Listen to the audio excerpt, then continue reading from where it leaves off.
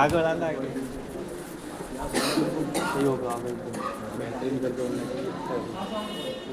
السلام علیکم ورحمۃ اللہ وبرکاتہ۔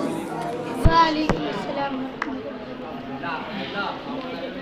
یہ ترانہ میں نے جلسے کے وقت میں لکھا تھا، جو مدرسے کے اندر تمام طالب علموں کو بھی یاد ہے، میں پیش کرتا ہوں۔ بسم اللہ الرحمن الرحیم۔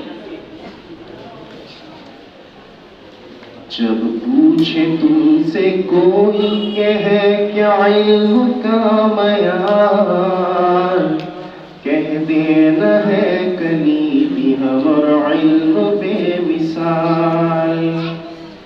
جب پوچھے تم سے کوئی کہے کیا علم کا معیار، کہہ دینا ہے کلیمی ہمر علم بے مثال۔ ادارہ تمہارا یہ بچوں ہمیشہ سے ہے غالب، جاؤ پوچھو اپنے والد سے کیا وہ یہیں سے ہے فارغ۔ کلیدی ہو تم کلیدی کبھی بھولنا نہیں، طالب قرآن ہو اس کو نہ چھوڑنا کبھی۔ جب پوچھے تم سے کوئی کہے کیا علم کا معیار، کہہ دینا ہے کلیم اور علم بے مثال۔ آ جاؤ میرے بچوں تم بھی حفظ کی طرف، ادارہ ہے تمہارا یہ جو چھایا ہر طرف۔ بن جاؤ حافظ قرآن تم بھی لے لو اس سے فیض، جب بھی آئے مشکل تم بھی پڑھ لو سورہ کہف۔ پھر پوچھے تم سے کوئی کہے کیا علم کا معیار، کہہ دینا ہے کلیمی ہمر علم بے مثال۔ اے بچوں تم کو پڑھنا ہے قرآن سنائی، اس دنیا کے ہر خطے میں ہے پہچان بنانی۔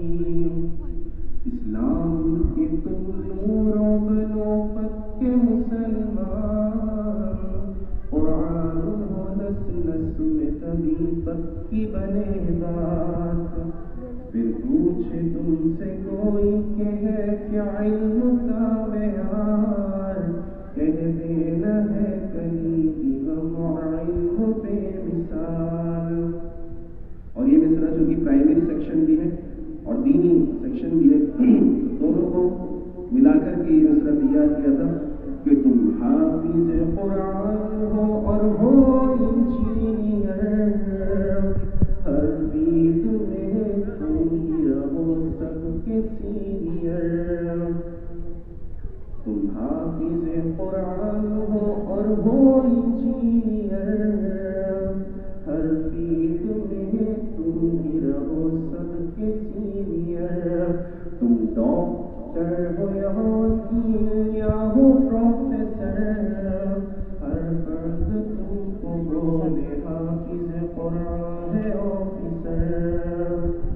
تب کون تم سے پوچھے گا کیا علم کا معیار، خود ہی دیکھ لے گا کہ ہے علم بے مثال۔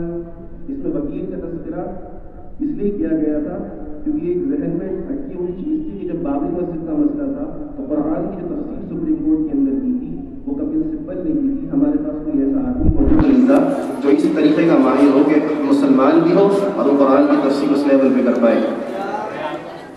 آخری مثال ہے بس یہی اب علم کا معیار متاثر، جب آخرت میں دیکھے نبی ہو وہ بھی متاثر۔